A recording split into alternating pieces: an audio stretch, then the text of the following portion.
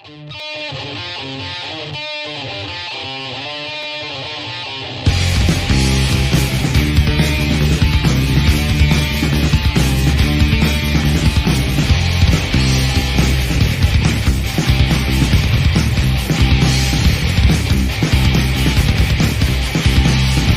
do you scream at me? Why do you think that it's free? It's not a choice made by me. Once we fall, soon you'll see. When I looked into your eyes, I can see we need to change our lives. Let me in, then we both win.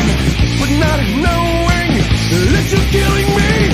This silence, it's building, tearing me fearfully. This silence, it's building, tearing me. I'm screaming.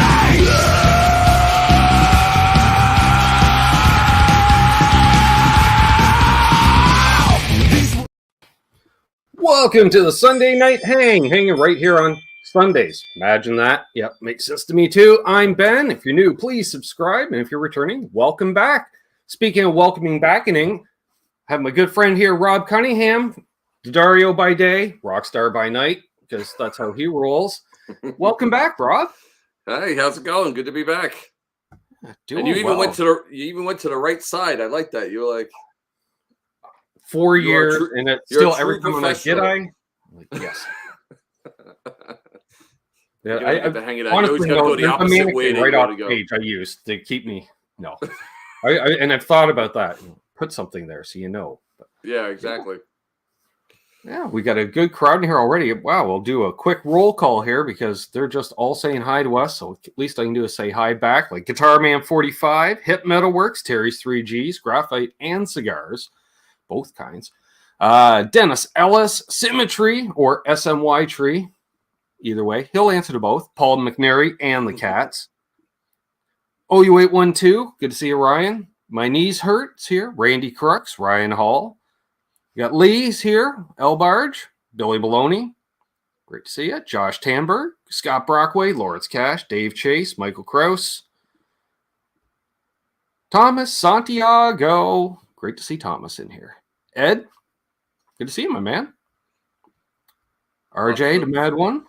A lot of familiar names from all the talks Yeah. we all listen to. Ty Hub out on the West Coast, which is the best coast in Canada.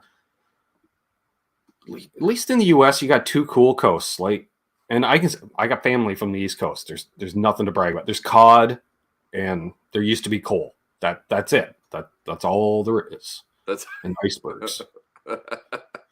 Whereas West Coast, what do we got? Vancouver, awesome. Vancouver Island, God's country, perfect. Yep. Both Jack both Collins ends is of the US are pretty cool. Yeah. Here, I'm going to go down the bottom. There's Charles Green. Good to see you, my man. So, yes, if you have any questions for either of us, you use the @ sign, question marks, stand out with a super chat. Oh, there's a question for BC Rich 581. Rob, is it that much more difficult to make balanced tension strings versus standard tension, or once you have the settings correct on the machines, is it like a run of standard strings? It's pretty much a run of standard strings. So once we get that formula down, all those string winders basically have a recipe book. So depending on what string they're making on that machine, they can pretty much load everything. So it's kind of just about getting the recipe right the first time, and then after that, it's extremely easy to repeat. But personally, I am a huge fan of balanced tension set, and that's what I play. I love that set. There we go. Hey, Tom Lind. Good to see you. Fruitcake Tony had a blast on his channel last night. The subject du jour was Ronnie Wood, and so I just went to town talking about Ronnie Wood because he's my spirit animal. Just saying. There you go. That had to be fun. Yeah. It's amazing that they're still going, right? Right. Like yeah, 70s. and sounding great and not missing a beat. I know. I hope I'm doing that when I'm that age. I mean, geez.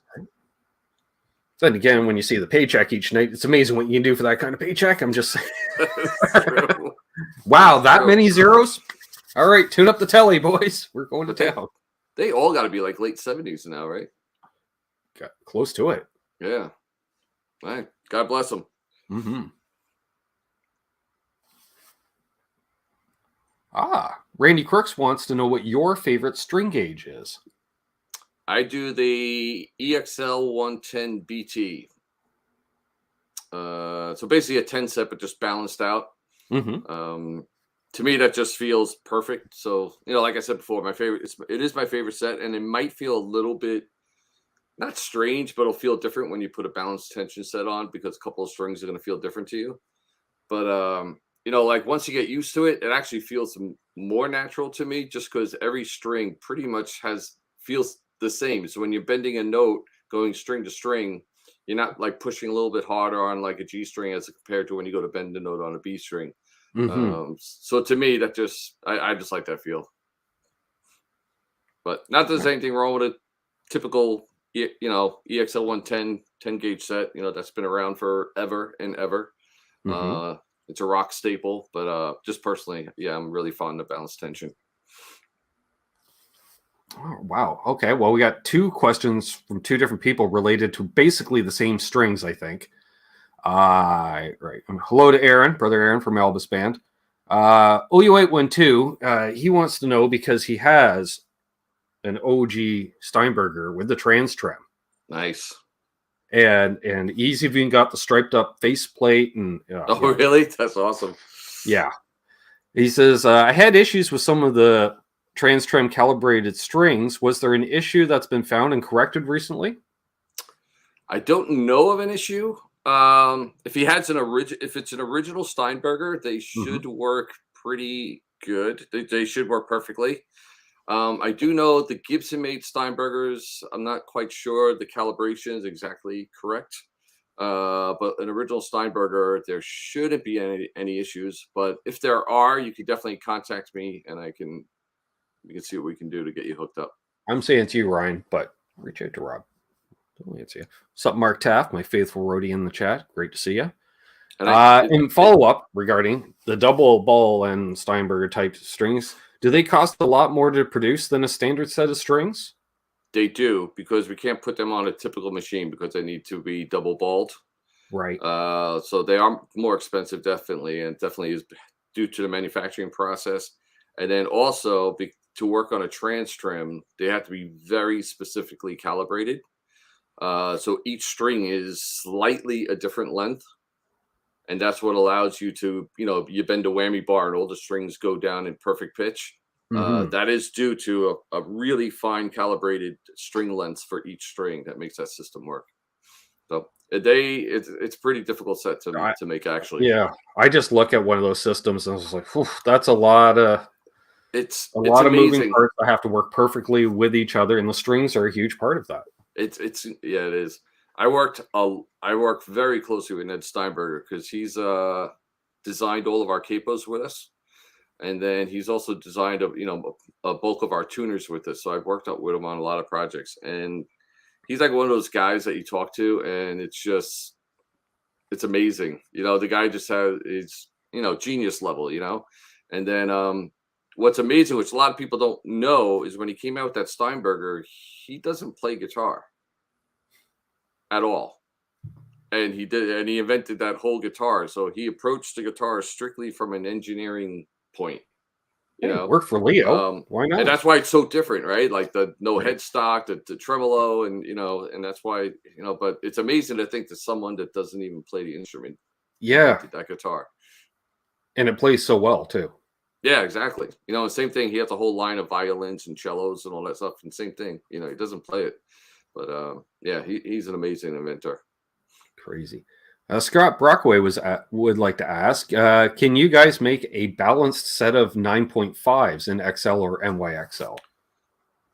Probably, yes. We are working now. We used to have something on our website called the String Tension Pro, where you can actually go in and put in a set that you would like, and then you put in like a comparative set of how you want it to balance out, and it would tell you the strings to use. During a recent website redo, it kind of broke down. So we are working on that now. So very soon on the website, there will be a calculator for you to go on to. So you can say, you know, I want the feel of a 10 gauge set, but I want to be using these gauge strings. And then it'll tell you exactly what kind of set to use. So if you use a balanced tension, like 10 gauge set as your reference point, and then say you want it in 9.5, it'll do the calculations for you. There we go, Scott. That's awesome. That's an interesting question. Michael Cross asked, does a balanced tension strings work differently on a trem system since the tension is the same? Do they stay in tune more, less? We don't have the exact testing, yes, but in theory it would be, because you're going to have an even tension pull on every single string, not one string, or, you know, it's going to be pulling harder than another, and, you know, one side of a tremolo does have more tension than the other side. You know, it is a pretty even pull throughout the entire bridge. So, you know, it definitely would, I think, lead to a better performance.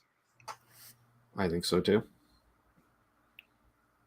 And you know, it's fun. I never really play guitars with Floyd Roses anymore, and I have a couple, but I don't play them all that much. So I actually should do that.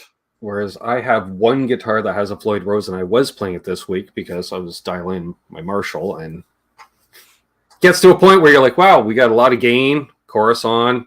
Yeah, let's grab the Kramer and plug it in." And exactly. Play all the tunes. I kind of purposely don't do it because I know if I do play a guitar with a bar, I will use it. Yeah. Probably to my detriment, you know. Exactly. Interesting question from Modern Vintage. Do strings go bad or lose their ideal tone after being unused for a long period of time? They will. I mean, all metal tarnishes, so depending on how long they're not gonna be used for, you know, just you know, especially during summer months when it's really humid out, if the guitar's out in like a high humidity environment, you know, you know, over time they will tarnish even though they're not being played. So like what I do personally on the guitars that I play all the time, I use the regular string sets, and then on the guitars that I don't play so much, I put the coated strings on. So like either our XT or our XS sets, I'll put a coated set on those, and that way they pretty much last, you know, for and that's what you really want. Floyd Rose guitar for that exact reason. Yeah, so I do that to all the guitars I don't play that much. When I restring them, I'll use a coated set for that reason. You know, exactly for that. Awesome. And another question from Modern Vintage. Over the decades, many have said D'Addarios strings bend and feel better when bending than other companies. Is this due to less tension or something else? There's going to be a tension different between us and other brands because we have different formulas. So that all depends on, like, you know, the formula is really how big the core wire is compared to the wrap wire, and then how much tension you're putting on the string while you're wrapping it. And we all have different formulas. So yes, so it's definitely a tension thing. Another thing that's different is that we're the only company that actually makes our own wire. So we have our string factory in one building, and then 2 doors down, we actually have a wire mill. So we're actually producing our own wires. So we're not using, you know, there used to be a main supplier that pretty much all the string companies used to buy their wire from. Once we open up our wire mill, of course, you know, we're using our own stuff. So, you know, that's definitely going to make a difference. Interesting. It makes sense to me. We just had really... And I do agree, yeah, D'Addarios are nice and, dare I say, slinky when I bend them. Yeah. One can call themselves one, but one actually performs in that department. I'm just... Yeah, we're not mentioning anybody else. We just have Michael Easter. Do certain types... Go ahead. Oh, no, I was going to say, we just have crazy QC quality. So when we were buying strings for the other wire, we were the ones that came up with the hex wire for the core. Right. And then a lot of times we were getting the hex wire that we were ordering in, and it was like, it wasn't really sharp on the hexes, you know, it was kind of rounded. And so finally, you know, we just broke down, like, you know what, we just got to do it ourselves. Yeah. Because apparently they're not replacing their dies soon enough.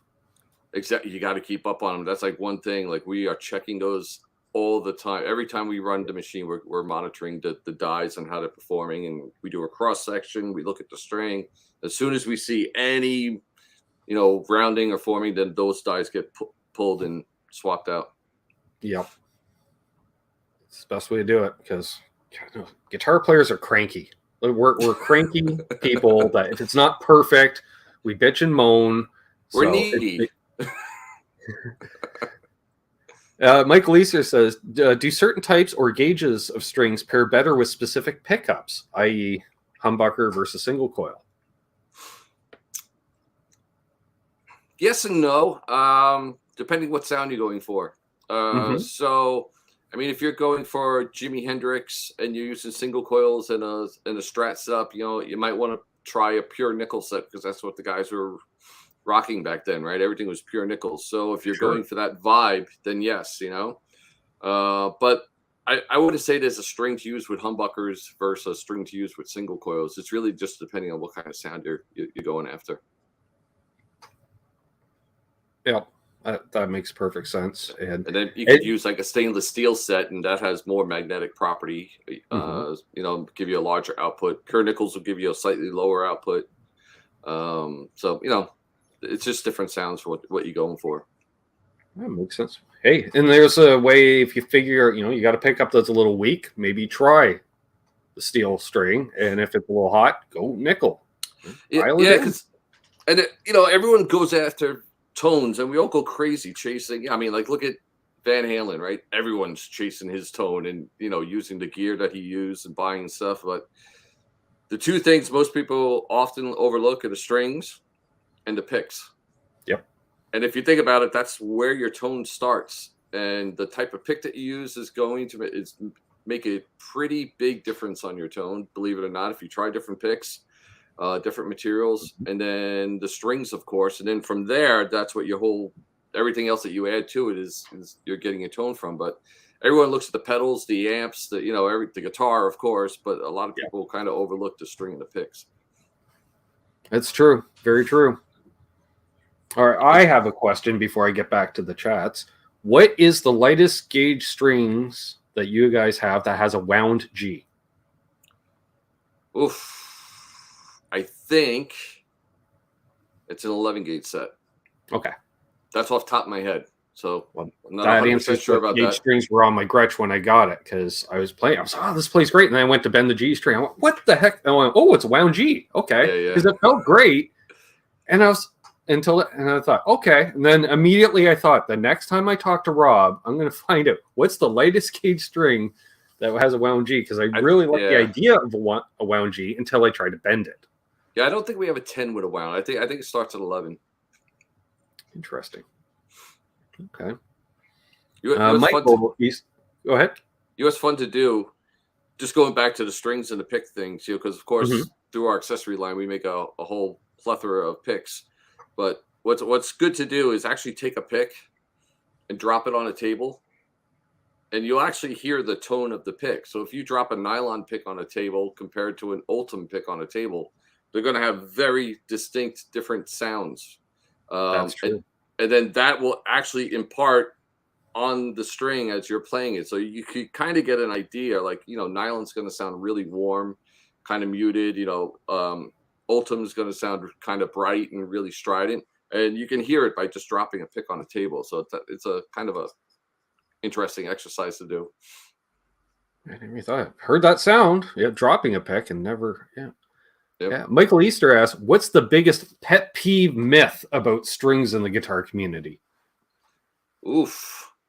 That's a good one. I think probably and I'm not sure it's a pet peeve. I think it's just misinformation, is that when people say they're stretching their strings don't grow.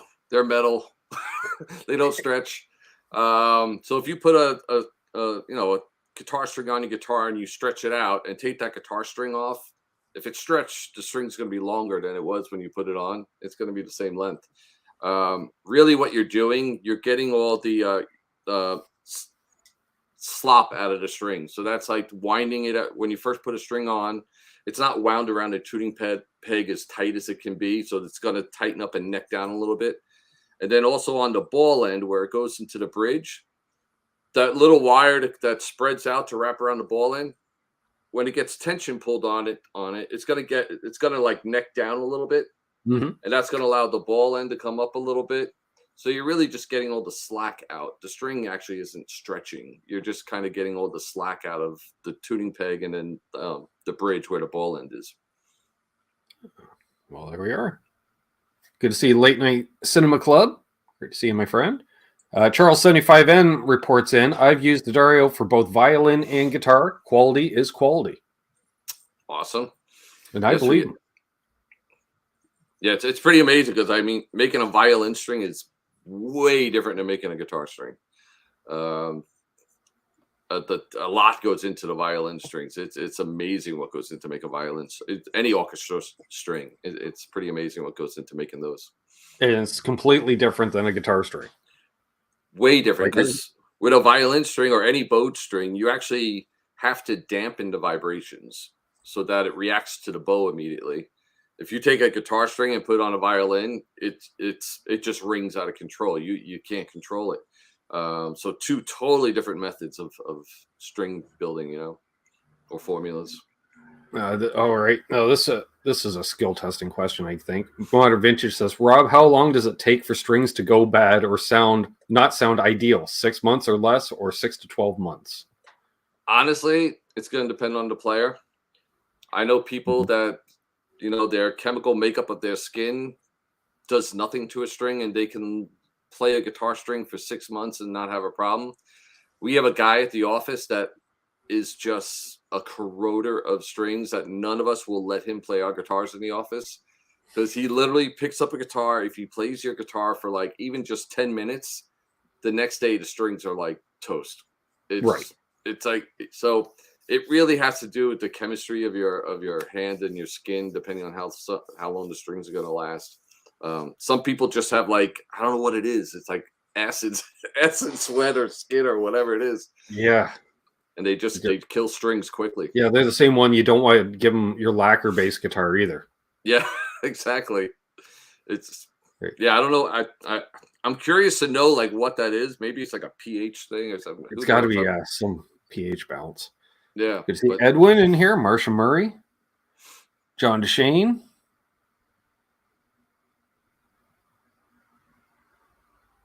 See a bunch of people mention strings and pick combos. Here we are. Are there any new alloy design on the horizon for strings? Titanium blends or anything else unusual that Dario is looking at? Without giving away trade secrets, of course. No, we're always looking at new, so we don't have anything planned. We're always experimenting and playing with new materials and binding techniques. And lately it's just been coatings. Coated strings are amazingly popular now. So we just came out with a line about 2 years ago called XT, and then we just came out with a line called XS, and they're both coated strings. So that's really where most of the focus has been. And just so people here know, like the XT is really a treatment that gets put on a string. So it's not really a coating. It's just more like a treatment, and that makes the string extend longer. And that's done before the string is wound. And then the XS is more like another coated string that was on the market that where we make the string first, and then we apply a film on top, and then that gets like heat shrunk down. But we went really deep on the product development on that, and we got that film down so thin that you literally cannot hear a difference in the string between the XS and a non-coated string. I forget I have them on my Wolfgang because it's such a thing. Like, oh right, these are the coated ones. Like, it's literally that, which is perfect because I'm anal that way. It's like, oh, they feel like regular strings. Well, what does a regular string feel like? It's whatever my mind's eye is. Right. You in the past with coated strings, a lot of times, like some of the high end was just not quite there. Not that it was a bad sounding string. It took a little bit of that high frequency off. These strings, you just can't even tell at all. It's pretty amazing. And what the coating also allows you to do for acoustic strings, if you're an acoustic player, there's 80-20 brass and there's phosphorbronze. 80-20 brass is a more like bright, dynamic sounding string, and that's what all the strings are made in the 60s and early 70s. And that's what if you hear an acoustic rock record, it's probably from back then, it's probably 80-20 bronze. Phosphorbronze lasts a lot longer. It's a little bit warmer sounding. The problem with 80-20 is it corrodes really fast. So you just, you play it and you probably get a week out of that set, and then Yep. it's already starting to fade. But now that we have these coatings that retain that sound, you can use an 80/20 and get that tone, and then also have it last a lot longer. So I'm a big fan of the 80/20 coated sets. Just for that reason, I get that sound. That makes sense, because that's why I love the 80/20 strings, but I found I was restringing my acoustic every time I played it because I didn't play it that often. Right. And that's what will happen with those. Yeah, uncoated wise, 80/20 combination just corrodes very fast. Yeah, but well worth for tone. So but there's a tone there. There's every acoustic album or acoustic guitar you hear from the 70s and 60s. That's 80/20. Exactly. Michael Cross asks, what product do you make that gets overlooked? We know about strings, capos, cables. What are we missing out on? For our accessory line, our biggest seller is the Pro Winder. Mm-hmm. It's unbelievable how many we sell. It's our number one selling product, and it's one of those convenience things. It's so simple, but just having a winder and a cutter in one tool. Yep. It's just everyone has one of them pretty much. I think at this point in one of their guitar cases. Exactly, because it's one tool instead of two that I have to worry about bringing. Exactly. Put it in the glove box. It's in there. And it's not like a heavy pair of pliers that's rattling around in your case. It's a nice lightweight tool that's easy to carry around. For me, the biggest thing in our line that is the American Stage cables. That's the one that I'm really super proud of. And they're popular. I wouldn't say they're not popular, but of course, right away when some people think of guitar cables, right away they think Mogami and the really high end brands. And personally, I would put American Stage against any of those. We put a lot. I mean, the story of us developing the American Stage cables is practically insane. But yeah, I'm really proud of those cables, and they sound amazing, and they can take a beating. I mean, I think I have my original American Stage cables going now for like almost, I don't know, 7-8 years now. Perfect. Hey, if I get more than 3 years out of a cable, I'm happy. That's just hard on them. These take a beating. We developed a soldering technique that we call heliofused soldering. So instead of like just having a wire for the ground connection, just having usually you break up the braid of the ground and make a little wire out of it, and then you solder that with a blob of solder. What we do, we actually keep that intact, the braid, and then we made the ground cup the same diameter so that it lays right in there. And then we apply solder, so you basically get like a 360 degree soldered all the way around the cable. That's not letting go. That's secure. Not letting go. I agree. I'm going to say most underrated product is your picks. Just simple picks. We have a lot of good picks. You have a lot of good picks, and they pair well with the strings. Back to the previous conversation.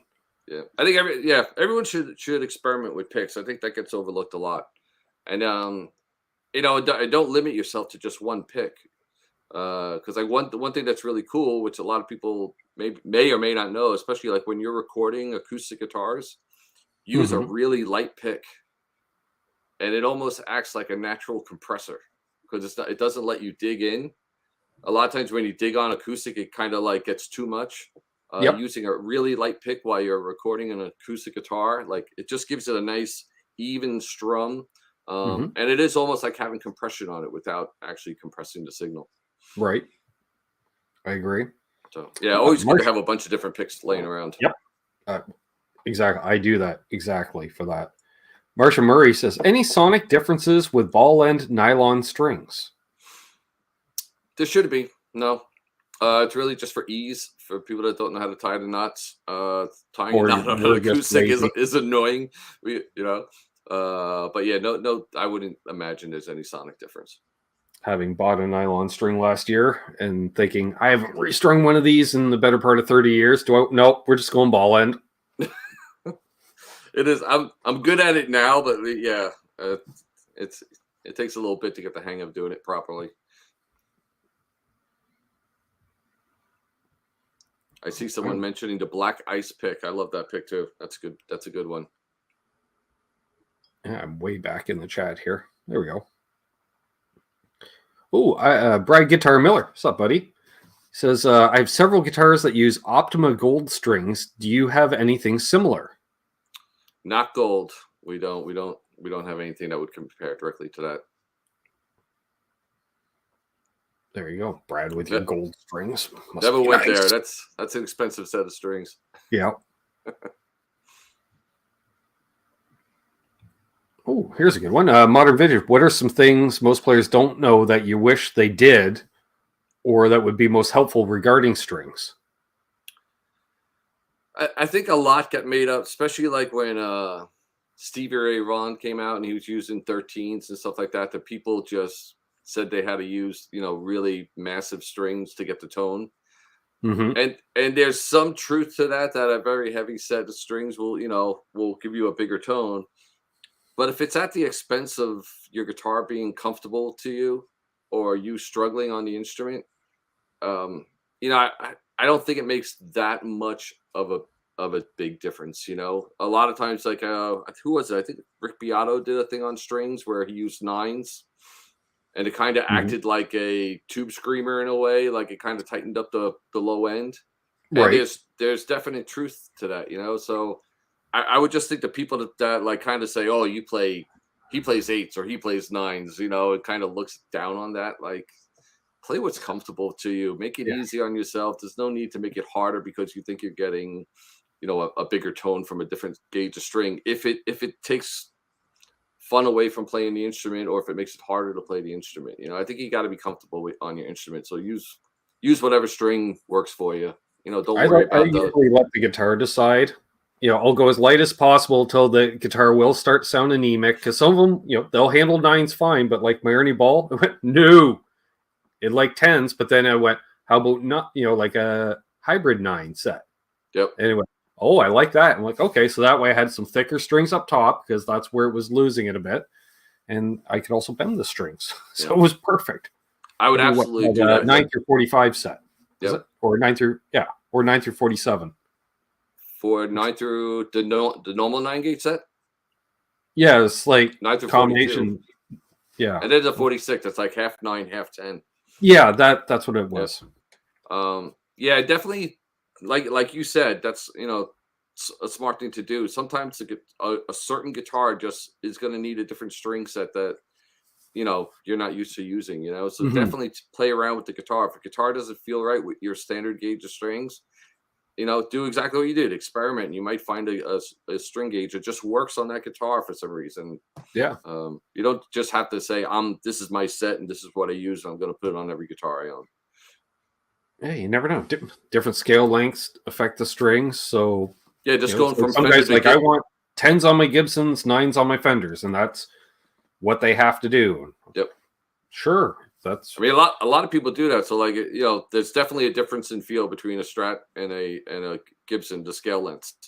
So I know a lot of people that put 10s on the Gibsons and they do the 9.5 gauge on the Strats, just to try to compensate for that, to get them to feel more similar. I like 10s on Tellys and 9s on my Les Pauls just to mess with them. There's something about Tellys that like they need at least 10s. I don't know why. Yeah, I try to get away with 9s with possible, but again, there was something about, and it was weird. Buddy runs 11s on his Telly, and I was just like, I think it's because you're not bending the strings around as much, so you do play more stable. So it had a better tone, but it was more stable. Right. Until I went, nope, this is only okay for cowboy chords. I cannot play lead on this thing. Randy Crooks, thank you for the super chat. He says, I just have to know, how did Rob get into the string industry? It's an interesting story. Maybe not that interesting. I actually started in sales. So I worked, I used to manage, I started out in music by managing a guitar department for Sam Ash. So I worked there for like about 5 years, and then I saw that a sales position was open at D'Addario. So I applied. I got the job, fortunately, and I was doing sales for probably 5 years or so. And at that time, we just started getting into the accessory business. And the guy that was managing the accessory business was a family member. Did a great job, but he didn't play guitar. So every time they worked on a new accessory, he usually ended up coming to me and be like, "Hey, what do you think of this? What's your opinion of this?" And I would just give him feedback because I'm a total nerd and gearhead. You know, Sure. Pretty much my whole life is guitar. So I would always give him feedback and be like, "Well, why don't we try this? Or well, you could try this." Or I give him ideas. And a lot of times, I guess he went back to Jim D'Addario, you know, of course, the owner of the company. And after a while, I guess Jim just kept hearing that, "Oh, Rob said, or Rob said," you know. And then one day I got called into the vice president's office, and I got to tell you, not many people get called into the vice president's office. So I was like, all right, this is good or bad. Like, it's pretty much black or white. I kind of thought I was getting fired, not to lie. I was like, this can't be good, right? And pretty much the conversation was, all right, next on Monday you report to Jim D'Addario. And I just kind of got picked from sales, and then I started doing product development with Jim, which was great. I mean, Jim is another Ned Steinberger. The two of them together are amazing. You know, genius level IQs, and just you learn a ton every time you're in a room with them. It's just amazing. And that was pretty much it. I learned a bunch just working one-on-one with Jim, and then I went through a couple of different roles, but they were all pretty much in the product development line for strings and for accessories. And then eventually I ended up being the brand manager for the accessories division. Though I am involved in the strings, now my core focus is mostly on accessories. So, you know, strings, not strings, capos, cables, tuners, you know, all those lines. So great. Okay, now I understand. Modern Vintage had a follow-up asking, like, the string, how good they're good for, like 6 to 12 months. It meant, like, if unused in packaging. Well, I can tell you, these guys' strings are unused in Ziploc bags. They're sealed. they don't go bad. They'll last pretty much forever. So yeah, that bag that they're in, it's a corrosive intercept bag. So as long as they're in that bag, they're not going to tarnish at all. So I mean, it'll be years and years and years. Yeah. Which I agree, because, you know, like other companies packaging, it's like, oh, really? Like, it's just air getting in. There's nothing sealed. And then we're going with this different packaging. I'm like, okay, I guess that's kind of sealed, but not really. And we went to that. It was funny because a lot of people, you know, because we used the colored ball ends, you know, and everyone kind of knows the D'Addarios from those colors. Yep. And how he actually got into that was that Jim is really particular, you know, about the environment, and he does everything to protect the environment. He doesn't want to do anything. So if you notice, like, even on our accessories, there's not a lot of plastic in the packaging, and that's for a purpose. And then one day he was changing strings, and that was when he had the vinyl envelope, the insert, and then each string was in a separate package. Right. And after changing a string set, he kind of looked at the table and saw all the things he was throwing out. Mm-hmm. And that was the birth of, you know, the environmental, the E-Pack. That's why it used to be XL110, right? And then it became EXL110. The E just stands for environmental packaging. But because we were putting all the strings in one envelope, we were like, how do we tell people what string is what? You know, so that's when we came up with the colored ball end system. So it all came out of just trying to have a more environmental friendly packaging. I like the colored ball ends because, especially when I'm picking up a guitar to play in a store or something, like, oh, okay. Yeah. Yep, you know what strings are on there right away. Take a look. Oh, okay. Good. Kevin W says, boiling strings, WTF. No.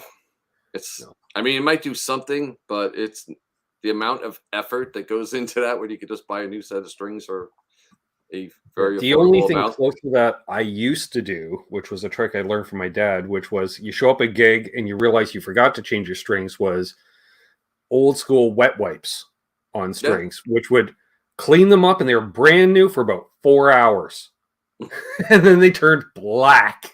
I mean, that's another thing. A lot of people really don't. They just play, and then they put the guitar in the case, or they hang it on a wall, whatever. Yeah. And wipe down your strings after. That's how you extend your string life.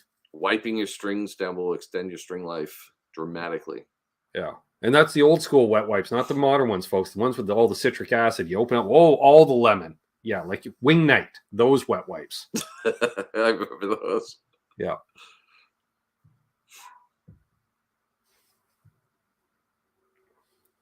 Let's see here. Marvin says, I found strings dying in months if they are single packs, but bulk sellers buy and sell individually. Lesson learned. Buy sealed sets and absorb a lot. Well, one of the fun things is, somebody's company also does multi-packs of single strings for those of us that like break high E's. Yep. I like that. And I have bought those because of the cost of individual strings. Way cheaper.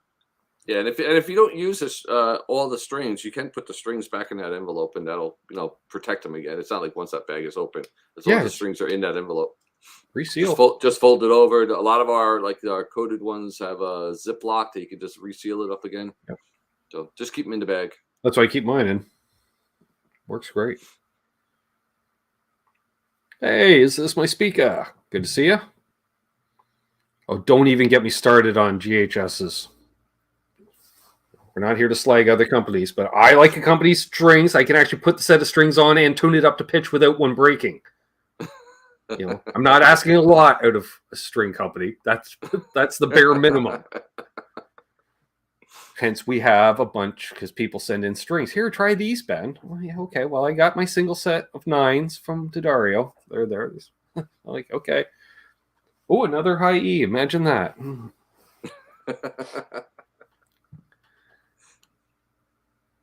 Let's see, Randy Kirk says, I have 18 guitars and I cycle through all of them. That helps with the pH level not being acidic. Yeah. Otherwise, you're changing strings all the time. Yeah. Some guys just have that. They just corrode strings like it's unbelievable. Here's a good question. Brad Miller was asking, do you still see a lot of counterfeit products out there? We do. It's not as much as we had a real problem probably about 5 years ago. There was a lot of strings going in the market. You don't really have to worry about it if you're buying your strings from a reputable source. Like, if you go Sweetwater, Guitar Center, major store brands. It was mostly like some Amazon third-party sellers on Amazon. You would pick it up, and then of course just funky sites. If you're buying strings off of like eBay, Etsy, or something like that, you have to worry about. But we had a real problem where we really had we did like some raids on factories in China, and that's not the easiest thing to do because the governments don't exactly work together too great. Sure. But we had to do that because it's our name on the package, and someone opens up that package and assumes we made those strings. They duplicated the packaging amazing. It was a really nice package, but the strings inside were crap. But they still pop up. Unfortunately, it's just a fact of life. Yeah, unfortunately. The one thing that you can do though, if you look at if you open up our string set, there is a code on that bag, so you actually can go to our website and verify that code, and that'll tell you it's a real set.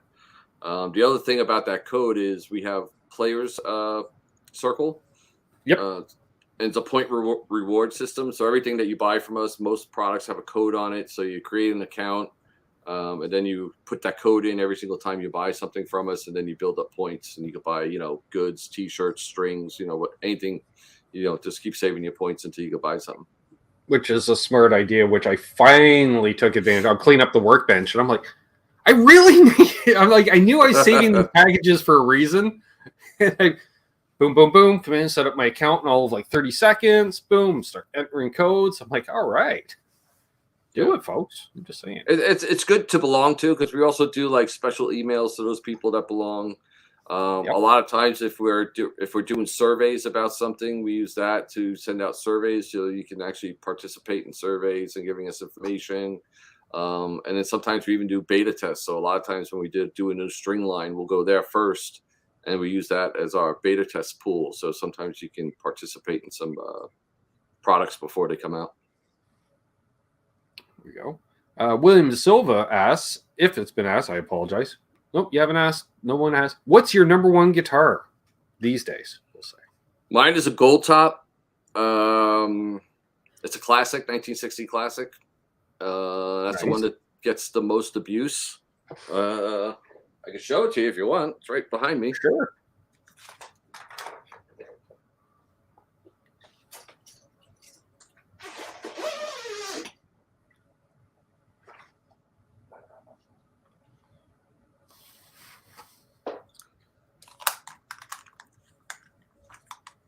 Don't mind.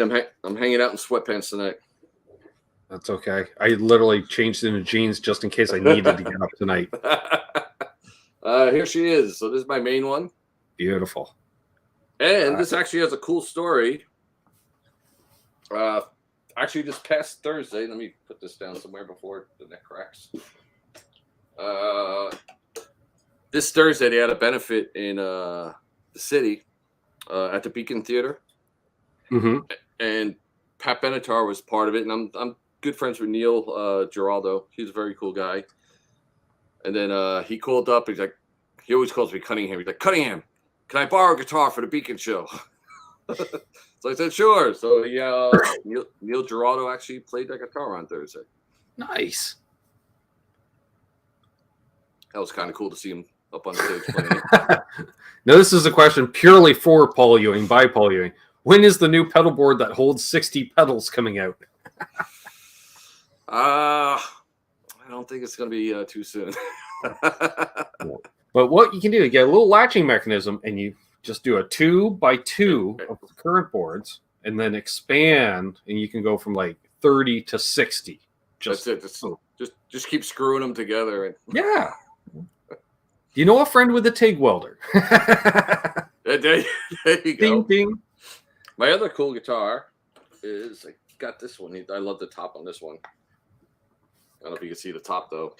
Oh, look at that. All right, I'm soloing you out for that. Because that, oh, look at that. Yeah, that's a good one. That's a Jimmy Page. Yep.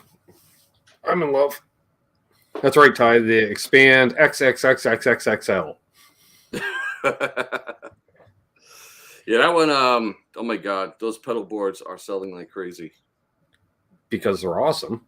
They that was a huge hit. More than we thought. Selling way past our forecast, which is great. I want to know: does anyone, once it's expanded, ever expand it back? I don't think so. No, they just, your pedal board never gets smaller. Let's be honest. You're just always adding and adding and adding. Yeah, I never take pedals off. Good to see Quentin James and Boner Jams on the house. Randy Crooks asks, "Are you currently gigging?" I do. So I have a cover band I play with regularly, pretty much every weekend. We do about 100 shows a year. So we gig a lot. That's my main thing. Every weekend gets me out of the house and keeps me playing. That's a lot of fun. And then I do have an original band that I'm working on now, which is turning out to be pretty fun. So we're getting close to mixing an EP. It's coming out good. We have my friend Matt Klein, and then the singer is Andrew Freeman from Last in Line. Mm-hmm. And then we have on bass Freddie Villano that played in a whole bunch of bands. Twisted Sister, Dee Snider. He was in Quiet Riot for a little while. Amazing bass player. So it's been a fun project. But it's funny, it's like a modern project. So we're recording our parts in our own house, and then I get to assemble them here. But it's fun. So we have that coming out soon, hopefully. All right, I got to scroll back because I missed one here I wanted to grab. All right, yeah, Modern Vintage asks, looks like he's like, do you think changing strings as often as we do in the studios or live, 1 to 3 songs, to be excessive, or is there something about that short, straight out of the box that there is a magic? It's probably a little excessive. I mean, a string, especially electric guitar, nickel really doesn't tarnish all that fast. And that's what all electric guitar string is, nickel plated high carbon steel. Mm-hmm. It doesn't corrode all that fast. So, I mean, 3 songs would be pretty ridiculous then to change your strings.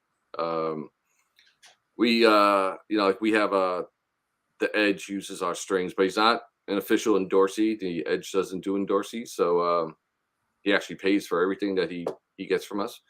But I know he uses basically a guitar for every single song of the set, and then every day his tech changes the strings.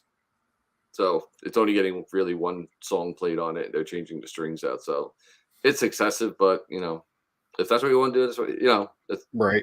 It's what you want to do. Well, they're sitting for 24 hours exposed to air, but I wouldn't.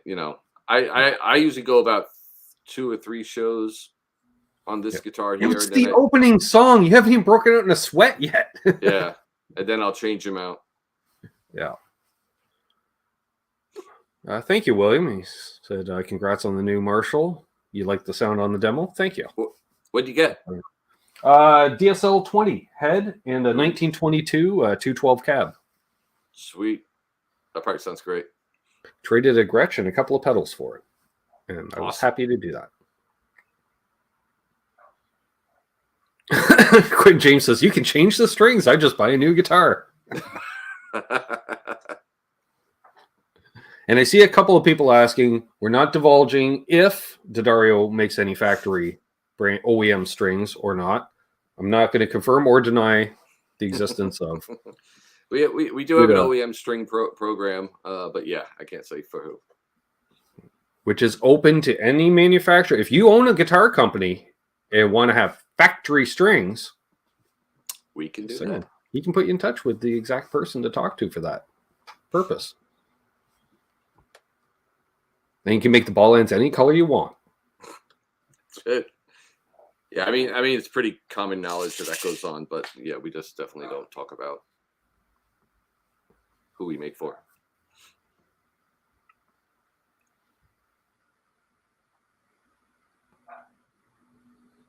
Michael Crow says there was a story I heard about Robert Fripp in the studio, new strings for every song. Well, I'm hoping he's not doing those songs in one take. Yeah, I mean, I don't think on a recording you're really going to hear all that much of a difference, or not something that you couldn't compensate for with an EQ knob or just turning, the tone on your amp a little bit. But I mean, I don't think many people have ears that are going to hear that difference. Mm-hmm. If you tell the bass player, change your strings a week before the studio use. Yes, you definitely want bass strings to kind of roll off a little bit. Yeah. I'm jealous of bass players. They can kill highs that you don't want. You can't add stuff that isn't there. Exactly. We get that with the cables sometimes. Like, like I love listening to people talk about guitar cables, and they're like, "Oh yeah, those are too bright." And like a cable can't add treble frequency to your sound. No. If it sounds bright, that means it's not transferring the low frequencies as good. Yeah, but it's not going to add mids, or it's not going to add treble. It can't add something that's wasn't there that went into the cable. So it's kind of fun. Okay. Modern Vintage clarifies. You want to mention guitar companies that use branded D'Addario strings as their factory, like ships with D'Addarios. There's a lot of companies that do that. There's a lot of companies. Usually they'll have a little tag that, has our branding on top. But yeah, we do that for lots and lots of brands. Do multi-scale instruments present any issues or challenges with strings, or is it all down to making a string that intonates and stays in tune? It's about intonation and staying in tune, really.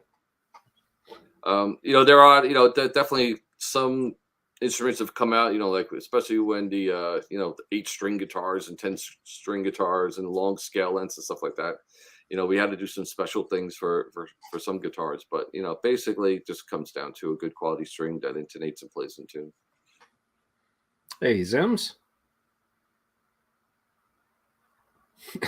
Edwin says, I don't like those cables because they short out. Yeah, exactly. If you're only hearing highs, it's probably not going to last too long. Or if you're only hearing extreme lows, probably not going to last too long. It's funny when a short story about when we were developing the American Stage cable. The biggest factor in a guitar cable is capacitance, and that's really what's going to make up the sound of the cable. Mm-hmm. not the only factor, but that's the major one. So we made a cable when we first were designing that went down to, normally a guitar cable is around 35 to 45 picofarads a foot. We made one cable that was 10 picofarads a foot. And that's basically just the resistance of the capo. So in theory, the lowest capacitance that you have, the better the cable should sound, because it's going to have less resistance. All the frequencies go through. Right. So we made one that was 10 picofarads a foot. We gave it to guys like Joe Satriani, Peter Frampton, a whole bunch of people in the office and local players. Unanimously, everybody hated it. Just hated it. Like, because now they were hearing these high frequencies that normally get kind of rolled off and are pleasant to our ear. And, so then we went into a whole process of figuring out the right capacitance for a cable. But, in theory, what's always should be, better isn't always better, So for guitar players, we actually like to hear a little capacitance to kind of roll off that high end a little bit. Mm-hmm. But not too much. One of the reasons why I like using a curly cable on occasion, because there is a lot of capacitance built up in that curly cable without it running all around the room. And there was a factor back then. Like back in the 60s, a lot of amps were bright. A lot of people using single coil guitars, which were bright.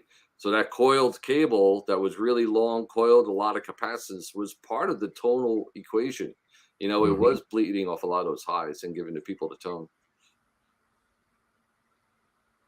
Nice. Graphic Cigar says, I've had all of my cables are D'Addario and I've had them for over 25 years. Still have not had to resolder anything.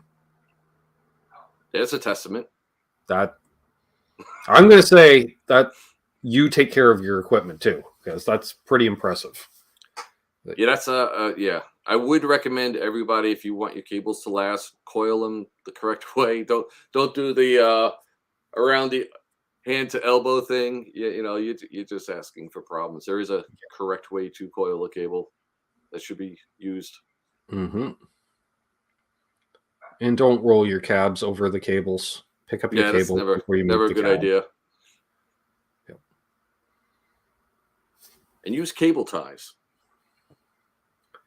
Yeah. Charles asks, any new products coming our way? Anything new coming out in 2023 that you don't want to spoil previous to a trade show next month? I don't know. Are you attending the trade show next month? We are not. Okay, well then answer away, because generally every company's mum for about a month prior to that event. Yeah, I know. Yeah, nothing that I can talk about now. We do have a big release at the end of the year. That's an accessory, not a string. So we're going to be pretty excited about that. Yeah, nothing I could actually really talk about right now. Okay. Remember when we talked about sleeper products before? Mm-hmm. You just reminded me of something. Our cable tie, I think, is probably the biggest sleeper out there. Yes. So it actually clips to the cable. It's not like a big Velcro thing that goes sliding around and takes up too much room. And you pretty much just pull it over and you latch it onto the little hook there. Oh, see, I'm not good at this. And then you have your cable tie there. So yeah, they're great. Yeah, this little guy is amazing. Ooh. And hello to Michael Torin. He says, wow, I had a drummer knock over a cymbal at a gig once and cut a guitar cable in half. I have heard that before. Yeah. We actually have used that as a test in the office, dropping a cymbal on a cable. Interesting. I'm just wondering the size of the stage, because, that sounds like every stage I've ever played, because usually I'm way too close to the cymbals. Yeah. And I pretty much way more tinnitus in one ear. All my hearing loss is due to cymbals, yes. Yep. Charles says, since we can't talk about new products, how about drawing them on a whiteboard?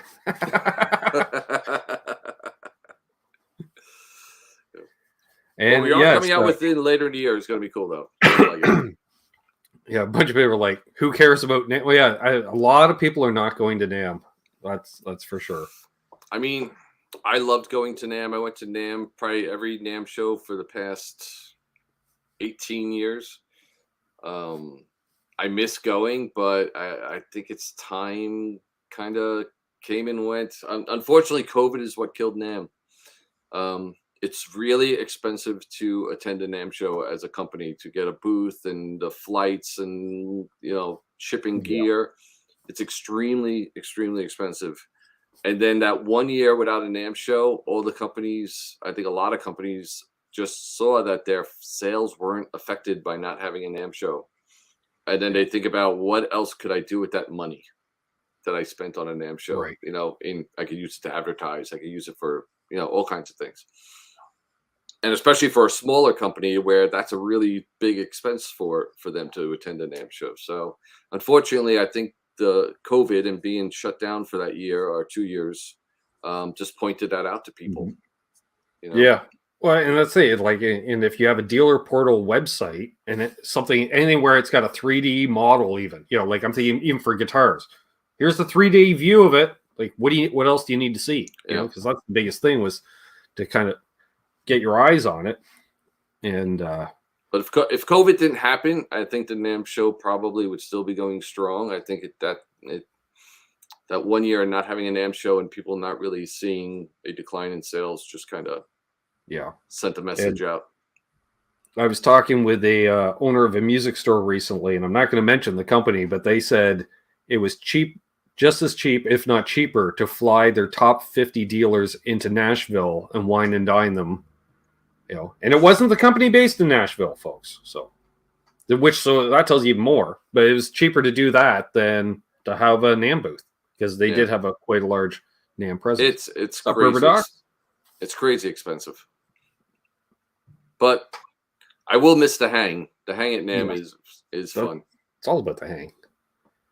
And Jim Cox, you're right. Need a music YouTuber annual event too, or at least treat us like press, since we're the only press at the event the last number of years. Yeah. Last one I went, the last NAMM show I attended, right before the last one before the COVID shutdown. The amount of YouTubers coming to the booth was unbelievable. I know. I was one of them. Yep. I stopped by. And here's a question. Any new endorsees? That's a good question. That is a good question. I'm trying to think of, I'll be honest with you, I'm really not involved. We have our own A&R department. That's their gig. So I'm sure we have some new people, but I wouldn't really be sure who they are, to be honest with you. Check out the website, go to the artist tab, and hope that the webmaster's updated it. That's all we can ask for. But we do have some great endorsees. Yes.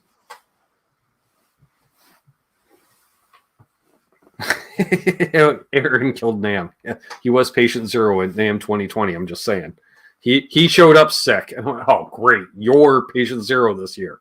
Oh, you always got NAMthrax, though. That's what, right? I was lucky. I never got sick. I did 2 winters and a summer, and I didn't get sick, but I blame that on lifestyle choices, because I found those emergency shots, and I was taking them every day. Drinking a lot of screwdrivers. I've gotten that vitamin C. Yep. I've gotten a lot of NAMthrax, because especially when you're working a booth, I mean, you're just shaking hands and saying hello to talking to so many people that, it kind of is a germ fest. Yeah. And I swear, and musicians are worse than others not that we're a bunch of dirty music. We're huggers. We're not just handshakers. We're huggers a lot too. We are huggers. Who knows? NAMM could have been a big factor in spreading COVID, that last NAMM show. I remember us kind of joking about it, like going, if you heard about this thing, stay out of the basement. And I spent half a day in the basement. That's where the kind of cool new little esoteric products. Yeah, that's where all the little unknown companies. I like the basement. I used to like going down there and just checking out. But people coming from all over the world, and if that virus gets around, then everyone goes back to corners, and who knows? Ty Hub asks, what are you guys listening to these days? Any great new bands or tracks? I'm going to shout out, they just played Massey Hall the other night, Crown Lands, a great duo out of Oshawa, Ontario. I met them a few years ago, and they're just continuing to get bigger and bigger. It's kind of like Led Zeppelin meets Rush as a duo. What's their name? Crown Lands. Crown Lands. Right, I got to check them out. I'm pretty old school, I got to be honest. I kind of just listen to older classic rock and 80s rock and 90s. Kind of hang out in that area. But there are a lot of good new bands. The new Extreme is good, Lee. That's true. That is good. That one lick that he does in that solo is. I definitely went back a bunch of times and just kept listening to it all through COVID. You know, like many of us, clearly Nuno was woodshedding because his chops are insane. Nuno's always amazing. I mean, he's just phenomenal. What's up, Jeff T?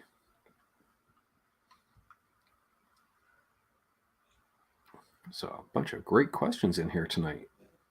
Yeah, this has been good. There's Ron Bain. Good to see you. I have to try to figure out that Nuno solo. Right. It's impressive. That one part is awesome.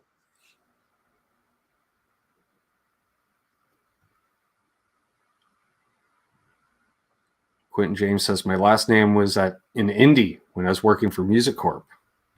You're dating yourself, Quentin. Yeah, you're dating yourself. That goes back a bit. Yeah, it's a shame. I will miss the hang. The hang was fun.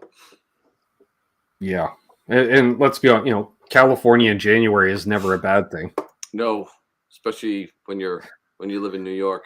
Yeah, but again, the logistics for a weird time of year. It's like the worst time of year to try to fly because half the country's in winter weather. Yep. So someone mentioned Dirty Honey. Yes, I like that band. Good band. Dirty Honey's great. They are endorsees. That's a new endorsee. I know we have them now. See, Randy Crooks asks, what would your top 5 albums be of all time? Oof, that's tough. That question's so hard to answer. I'm so diverse. I would have to do a Zeppelin box set because I need all of Zeppelin. Can you put a box set in there and to cheat a little bit? Otherwise, I would just name 5 Zeppelin albums and I'd be done. That's one of the reasons they're my favorite band, just because they wrote music for any mood I'm ever in. It's true. It's just What else I do find albums that I go back to all the time. I mean, any Stones. I mean, Zeppelin and Stones is like the two things I'm just like, you know, I can listen to it anytime. But then I'll go crazy. I'll go totally different and go like Queensryche, Rage for Order. One of my favorite albums of all time. I can listen to that multiple times and just dig that. I love the first Tesla album. I thought that was an amazing album. I was blown away by that album when it first came out. And then most of everything else I listen to is pretty much, in that, Stones, Zeppelin, Who, that kind of era that I'm into. That's kind of stuff I like. I just dig. Yeah, I actually love going on Spotify. My favorite, probably like when I'm just doing stuff around the house and just want background music on. If you put in acoustic Stones, there's an incredible playlist, and it's just all just acoustic numbers from the Stones album. Oh, nice. And that's a great hang. What else would I got? Yeah, I don't know. I would definitely have to have a Satriani album in there. But I'd probably go something different, like Flying in a Blue Dream or something like that. Sure. Yeah, I don't even know what my top 5 albums would be. Yeah, it's tough. It's too Maybe, definitely Zeppelin, Stones, probably some Faces. Oh, yes. Yeah, and whatever else was my fancy at the time. Oh, someone mentioned UFO Strangers in the Night. Yeah, see, that's why you could just go on forever. Every album someone mentions it, you're like, that one. See you, Ryan. Oh, you went when 2's out? Yeah, the Stones did do some great acoustic stuff, Randy. That's for sure. Yeah, definitely check that out. It's a great playlist. Like if you just want to kind of chill and you got something to do and just leave it on in the background, it's awesome. Nice. Well, we'll go a little bit longer here, folks. If Any last minute questions? Get them on in. I'm trying to think if my biggest question was the latest gauge strings with a wound G. And then somebody mentioned get an 18 gauge wound G. Okay. Yeah, I mean, you always can make up, your own set and whatever you want to try and just put a wound string on. So, I mean, if you could make a 10 gauge, you could make a 9 gauge, but I mean, usually you wouldn't see a wound G on those kind of sets. Usually about 11 gauge. That's when you start seeing it pop up.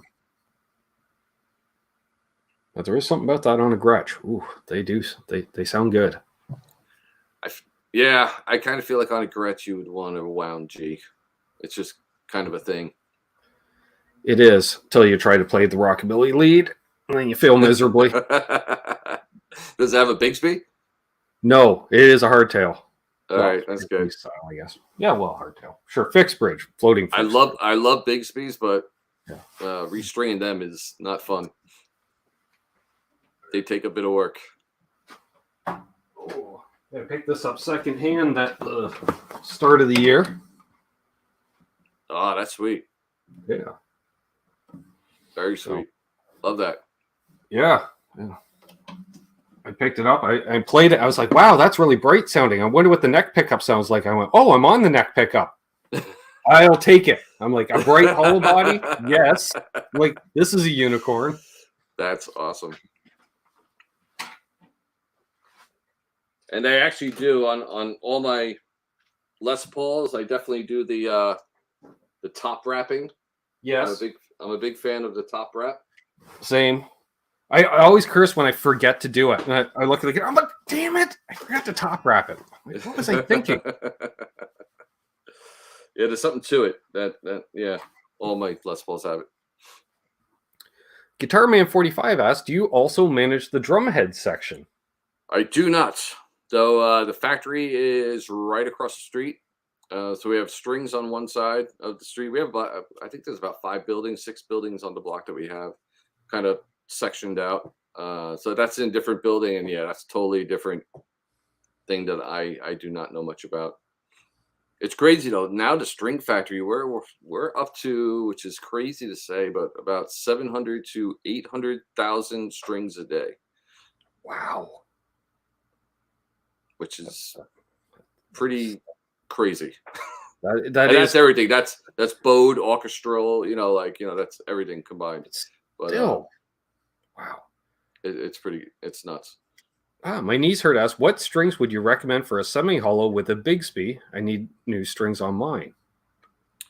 I would go for the NYXL. I think it would be perfect for that, and just the gauge. I mean, you probably would want a 10 or 11 gauge on that. I would say I would probably start with 10 and see how that feels for you. The NYXL I would recommend because that does have the wire that we draw in house to different specifications, and then it also has the fusion twist on it. So the fusion twist, actually, an NYXL string does not go out of tune. It is unbelievable. And a Bigsby does give a workout to a string just because of the mechanism and the way that string is bent around the rod, and then it goes down and then back up again, So you can't have tuning problems because it's just rough on a string. So the NYXL will definitely keep that guitar solidly in tune. Nice.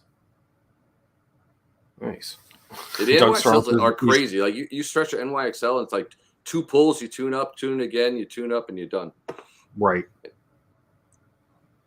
So a lot of Floyd Rose players swear by them for that reason too.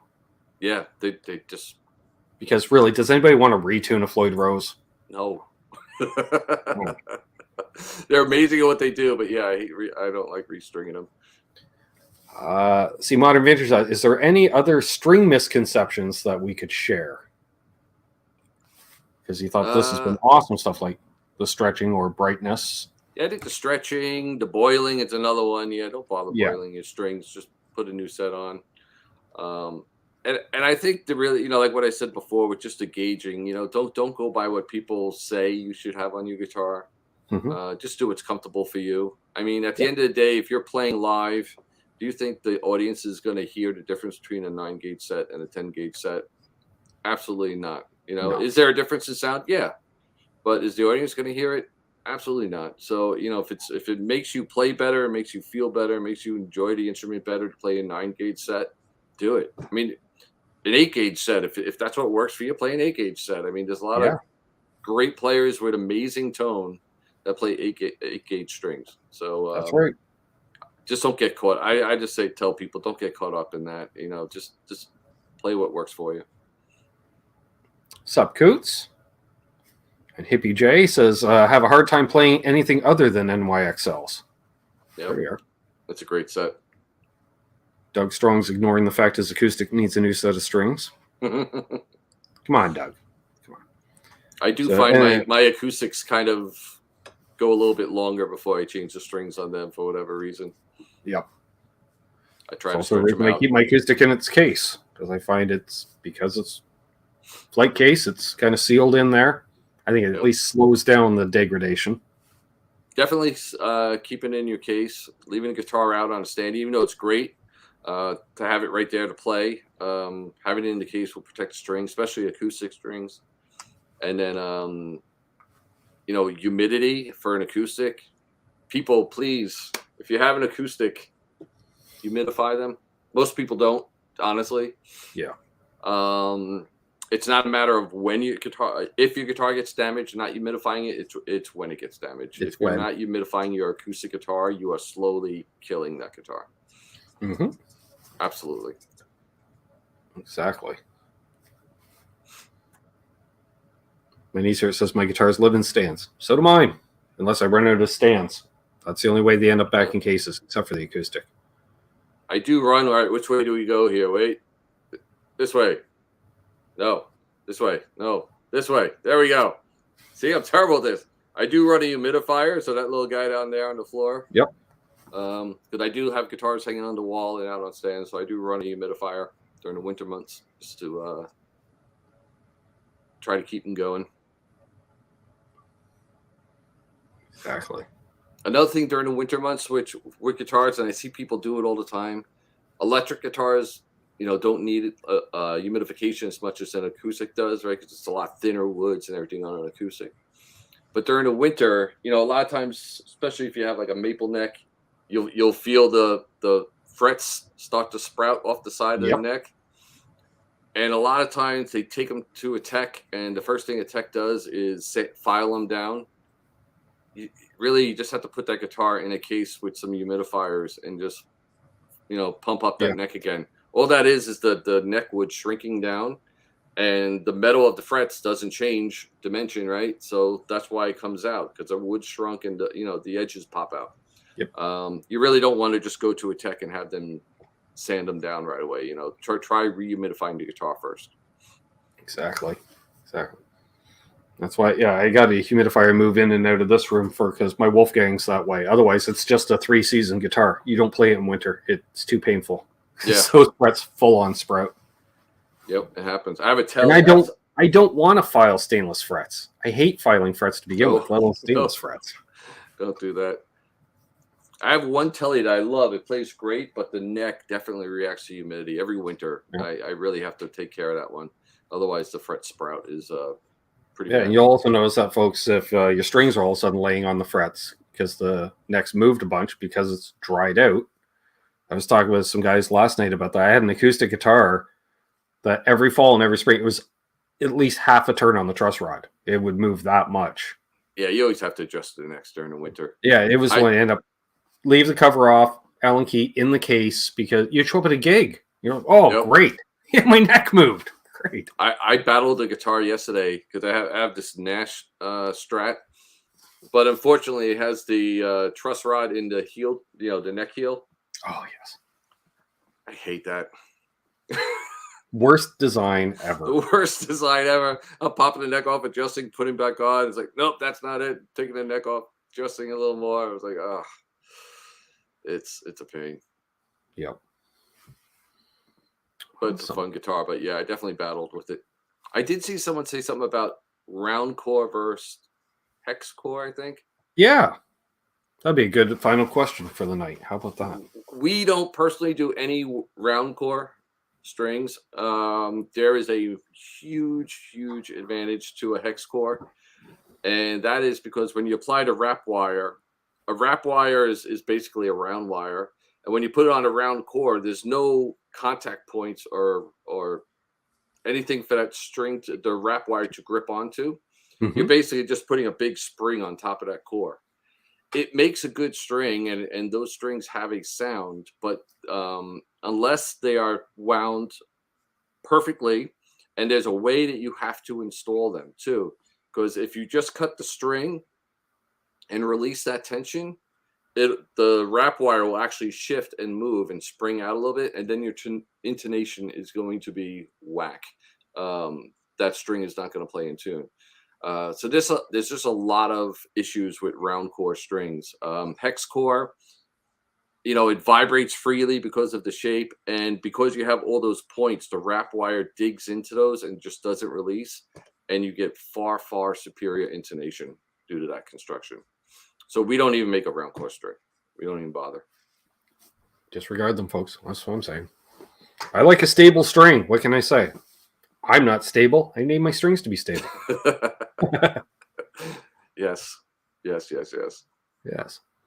Well, definitely, we'll definitely do this again, folks, because I see a few people like, we got to do more of this. And we definitely will. Rob's a great guy. And we did a part 1 a while back, and this has been a part 2 and part of a series of Sundays with Rob. Yeah, that'd be fun. Whenever you want to have me back, I like hanging out. Awesome. So let's hold the line here, and I want to thank everybody that tuned in tonight. Thanks to the Mod Squad for doing the moderating thing. Terry with links to Rob's socials in there, which is awesome. Lots of awesome questions tonight. Not going to lie. Yeah, they were great. I really enjoyed that. Learned several things. And I'll be back tomorrow night with Terry and Trev doing Canucks with Guitars live Q&A. And then we'll see everyone there. So as always, hold those doors open. Let Rob in heading in traffic. He's not going to NAMM, but he's going somewhere. Be good to each other. Happy tone chasing. And remember, join that players circle because it's good. BC Rich, he knows all about it. He's like, why aren't you on it? I'm like, I know. And then I got on the strings. You might as well get the points and get some free stuff. Exactly. Who doesn't like free stuff? Free stuff. All right. Be good to each other, folks, and don't litter.